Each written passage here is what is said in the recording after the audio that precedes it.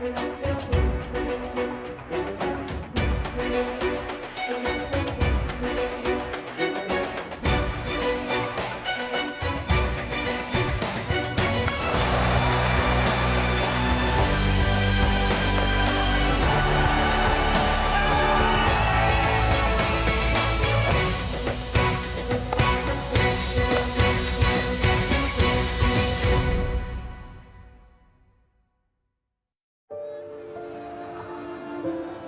like the fight between the bat and the ball. Sometimes you win, sometimes you don't. When you want to play cricket, you have to have the passion and you have to learn. Records will come, but at the end of the day, you think about how much matches you won for the country. But happy to have records as well.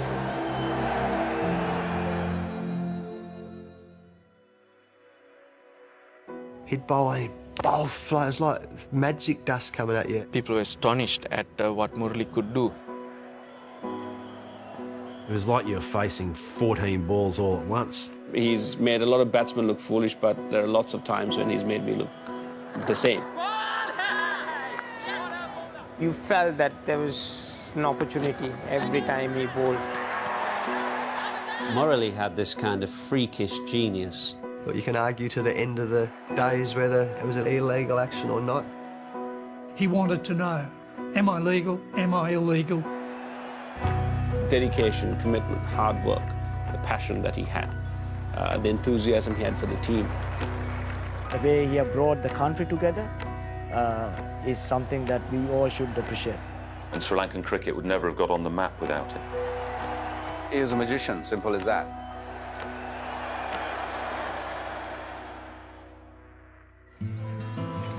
I saw one boy bowling fast and playing softball cricket. So I got thought that he's having something in him. So I asked him, can you come for hardball practices at college? So he said that he has to ask his mother and let me know. He found me and said that I look good in cricket, so just come and join his classes. So I just got interested and I thought of going to his classes where I can improve my skills. I asked Murali, can you bowl off cutters?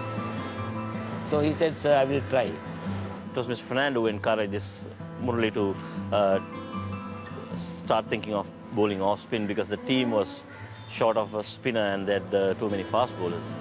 He bowled off cutters and I thought that he was bowling well and he got a spin. So that was the start. First match I bowled, I took 5 wickets against another school as under 13. So from that day onwards, I became a spinner. I think in early 1990, the whole country was talking about this guy called muralitharan. Muralitharan was initially picked by Arjuna Ranatunga, first captain. They got him into the team and took him on a tour to England. And the story is that he came over with a briefcase, and in the briefcase he carried a leather ball. He'd go to the hotel room window, stick his hand out with the ball and try and spin it, trying to get used to the cooler climate here. That's true, but that's the way you are nervous before you play a match and how you're going to do, and it's the first time you're going to play for your country, and you'll be very nervous. So I was nervous and I did that. I didn't get much opportunity to play there, but when I came back and I joined Tamil Union. Having made an impression for his club side, Muttiah Muralitharan finally made his Test debut in 1992. At this stage, Sri Lanka had been playing Test cricket for just 10 years, and were yet to claim a Test victory on foreign soil. At home, we were comfortable. Yes, we were winning matches or we were drawing games against good opposition. But away from home, we've hardly had any success. Kapil Dev used to tell Sri Lanka never going to win the Test match out of the country. As a team, we still hadn't achieved much, no consistency, but New Zealand was a turning point. In March of 1995, Sri Lanka finally broke their duck with a 241-run victory in Napier. Chamin Dawaz bowled really well in that Test match. He got 10 wickets. Murali in the second innings, he hauled about 5 wickets, and we were very lucky to have in that match. Everyone was happy, first time ever we won a test match and a series against New Zealand in New Zealand. We were very, very happy. That New Zealand tour gave the confidence that we could achieve great things. The same year in November, Sri Lanka went on to Pakistan and beat Pakistan 2-1 in the test series after losing the first test match. Murali was amazing in that series. He took heaps of wickets, and he started to have a huge impact from there on, from 1995 onwards. However, controversy was brewing due to accusations that Muralitharan was illegally straightening his arm during his bowling action.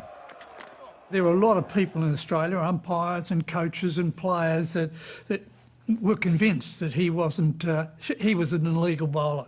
We felt that though Murali's action looked different, it was still a legal action, and he was going to be a threat. And when that does happen, when people do feel that here comes a threat, they try to nullify it. I think we've got a sensation on our hands here. There is absolutely no doubt that he's called him for throwing. Umpire Hare is the umpire is doing it. He's decided that his action is not legitimate. So what he's saying is that he had his arm bent and he straightened it. This is his livelihood, and all of a sudden he's being no balled out of the game. Muralitharan is seeing his career float right out of the window.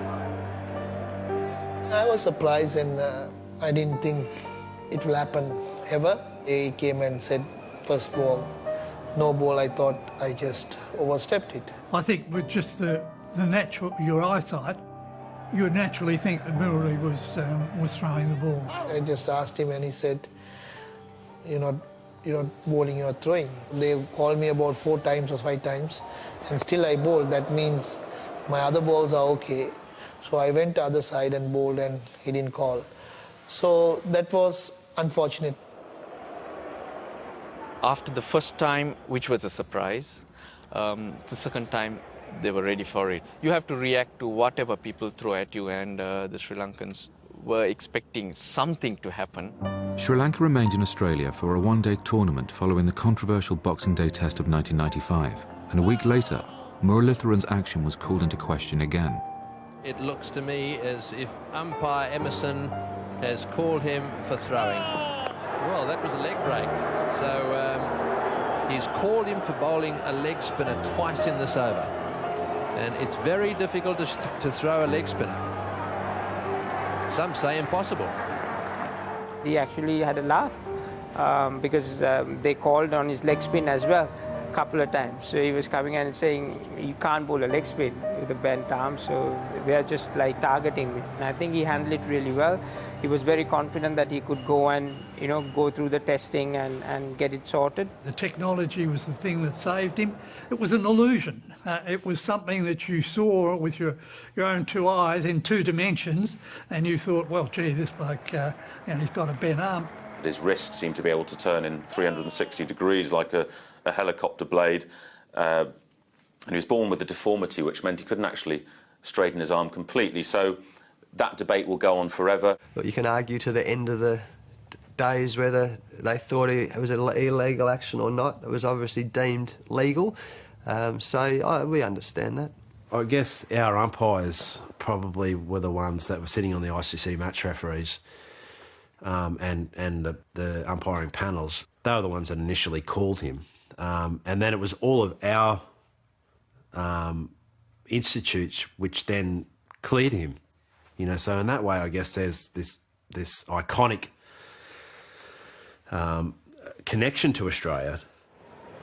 And it would be Australia that Sri Lanka met just 10 weeks later to decide the winner of the 1996 World Cup final. Sri Lanka were down in lots of aspects. There was a civil war on, and here was something, again, which brought everyone together. We didn't have nothing to lose in that final, and we didn't have any experience, and a lot of teams in that time never thought Sri Lanka going to win the World Cup and even to make to the final. There was quite a bit of risk when Murali got selected into that squad of 14. If Murali was called again for chucking, the team had to play with 13 players. I think Captain Arjun Ranatunga took a big risk in making sure that he wanted Murali in the side. Arjuna was a smart captain. He wants to chase every time. Then the final is most important thing is everyone thought whoever bats first will win, but Arjuna chose to bat second because that's our strength. Arjuna Ranatunga's decision paid off. Sri Lanka chased down Australia's total of 241 in 46 overs to win the World Cup final by 7 wickets. I think that 96 win gave everything for Sri Lankan cricket because players thought they are not anymore pushovers and they can prove themselves, they can play well.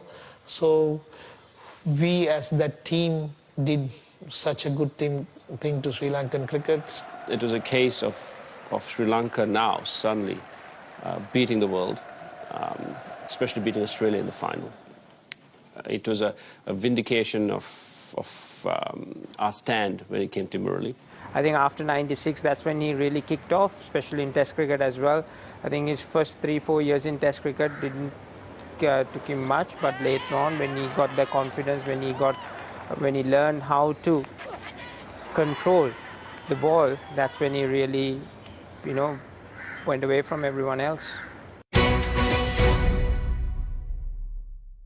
It was during a one-off test against England at the Oval in 1998 that Muralitharan stamped his authority on Test cricket.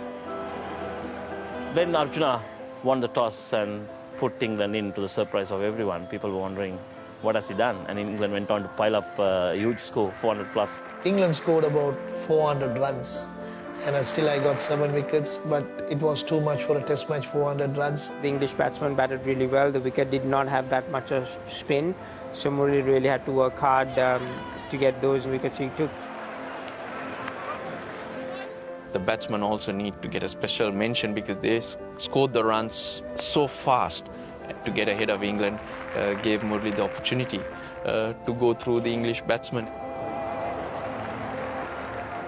The second innings was just something special. I mean, the wicket was spinning, it was slow, and every ball was like a grenade thrown at the English batters. I was fortunate to take 9 wickets and 1 wicket was run out. So that was a highlight of my test career.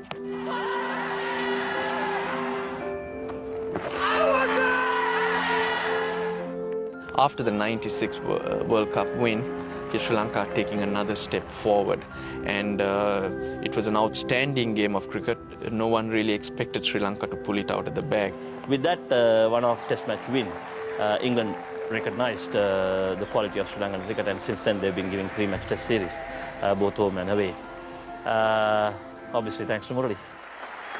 A little under 5 months after Muralitharan had claimed 16 wickets for 220 runs, Sri Lanka and England met again, this time in Australia for a one-day international.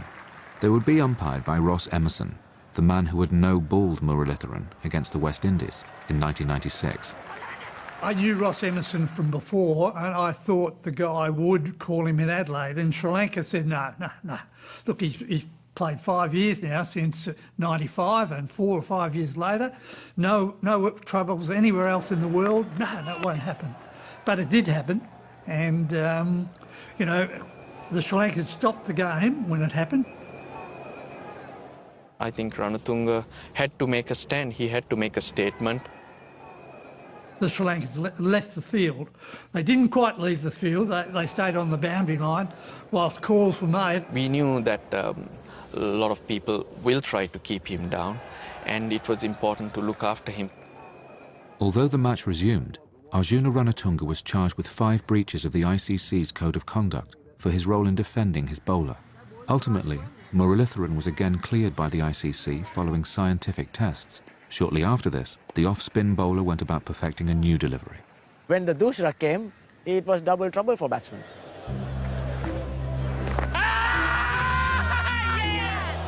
It's trying to get the ball to go away from the batsman, and he's an off-spinner, which generally does turn into a right-hand batsman.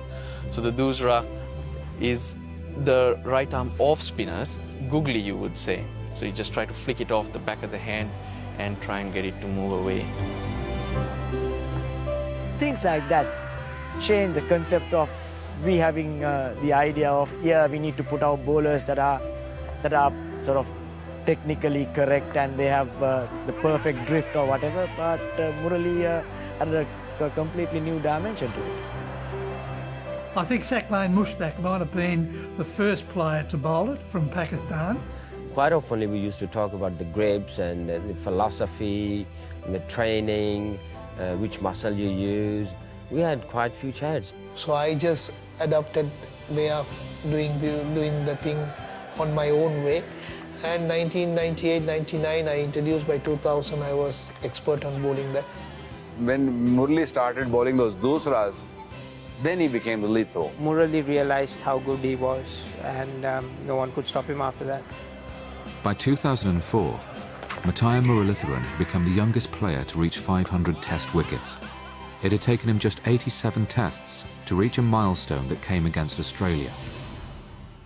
It was just confusing and mesmerising. Like, you'd see this little bloke sort of tippy-toe in like a ballerina and then big eyes and then come up over the top. Before you knew it, it was like you were facing 14 balls all at once. He'd bowl flows like magic dust coming at you, and my brain knew he was bowling off spinners, but because of his hand action, it looked like he was bowling leg spinners. So I knew it was going that way, but my brain was telling me it was going this way, so it was an absolute head blow. Of all the guys that we played, I think the most time that we spent over anyone in discussion would be Murali. However, with the relationship between Muralitharan and Australia, controversy wasn't far away. During the third test in Colombo, match referee Chris Broad reported Muralitharan's dusra to the ICC. It would be the catalyst for changing the rules of cricket. See, it always happens, these things, so keep on going, testing every time they come up.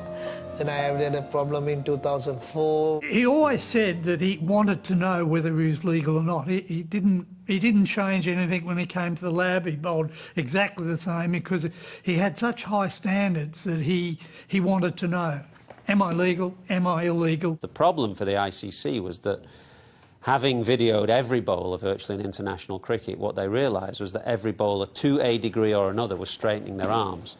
So they had to bring in a regulation to accompany the laws to say that bowlers were allowed to straighten their arms to a particular degree. All the world's bowlers were doing it, and the reason, I believe, why they chose 15 degrees was 80–90% of the world's bowlers fitted underneath that particular measure. Some people say the ICC changed the laws about chucking. They introduced this 15 degrees of flexion simply to accommodate Muralitharan, but the fact is the game would have been a lot poorer without him. Finally in the clear, after nearly 10 years of accusations about his bowling action, Muralitharan got back to doing what he did best, taking wickets. I think he's probably the hardest bowler I've ever had to face, and for a number of reasons. One is the eyes, to start with. As he's running into bowl, you know, he's got these huge eyes coming in looking at you. Secondly, you've got to try and figure out which way the ball's turning, which is quite scary. You know, if you don't know which way the ball's going, it's quite a daunting prospect. And I felt like I could probably pick it 70% of the time, so that's not great. And then thirdly, it's the revs he gets on the ball. It's like a, you know, and you can really hear the revs on the balls that comes down to you. And then lastly, there's normally probably 4 chirpy Sri Lankans around the bat, chirping away at you the whole time. So extremely challenging facing someone like Murali. He was carrying a team with virtually no other bowlers. They had Chaminda Vas, a very skillful left-arm seamer who operated about 80 miles an hour and did clever things on flat pitches. But once Vas had gone and the shine had gone off the new ball, it was basically Muttiah Muralitharan versus the opposition. It was him, really, more than anybody, who managed to haul that Sri Lankan team from being a team of also-rans with a few talented cricketers, but not particularly competitive, to becoming a force in Test cricket. When you have a world-class bowler, you know you're going to win matches. And it's about then the batting group getting together and making sure you put runs on the board and creating those situations for us. So even though you don't think about it, you then work as a group to accommodate a world-class bowler. And Murali was that guy. On the 3rd of December 2007, Muralitharan took his 709th wicket against England in Kandy. In doing so, he replaced Shane Warne as the all-time leading wicket-taker in the history of Test cricket. Sri Lanka was here, Australia was there. So I think it's unbelievable if you see Murali's record and Shane Warne's record. That was very, very pleasing, and it was very happy to do that. And I always thought whoever plays longer will have the record. So I was lucky enough to be younger than him. Shane Warne was in amongst a great attack, you know, McGrath, Gillespie, Lee. Murali was almost carrying that attack on his own. It meant that he bowled a lot of overs, which put tremendous strain on his shoulder.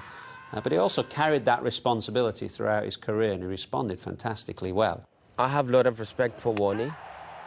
I picked so many things from Warne as well. But my favourite and whom I rate #1 ever is Murali. Murali always wanted those records, but never at the cost of the team's objective, or the cost of playing for too long, or at the cost of you know, everyone looking at him and thinking, oh, he's just playing on because he wants to do something or achieve something. It was never that case. 2.5 years later, the highest wicket-taker of all time made the decision that the first test against India in 2010 would be his last. He had 792 test wickets to his name. I always thought I want to retire when I was on top, not because when people want me to go. Kumar was the captain at that time, and we both said to him, you got 3 test matches, you know, you can finish it off in Colombo, his home cricket ground. And he just looked at us and he said, no, but that's ridiculous for me, because that's not what I want to do. I want to take 8 wickets in this match and be done with it. If I take it, it's great because I want to do it. It also means if I take the 8 wickets in this match, we'll win. But if I don't take it in this match, I don't want to come back and play again, because that's not who I am. He had made up his mind that whether he got there or not, he was moving on. And that was a big decision, because for a bowler to get to 800 wickets, you have to play for such a long time. I had about 8 wickets to take, and at the time, best batting line in the world. So Sachin, Ganguly, Lakshman, Dravid, Sehwag, and they were playing well as well. So I choose the right wicket as well, because Gaul is always spinning friendly wicket. He was stuck on 799 with India 9 down for quite a while. If he had not taken that wicket, it would have been a tragedy. But Murali would have been able to accept it and move on. And he would never have put himself above the team.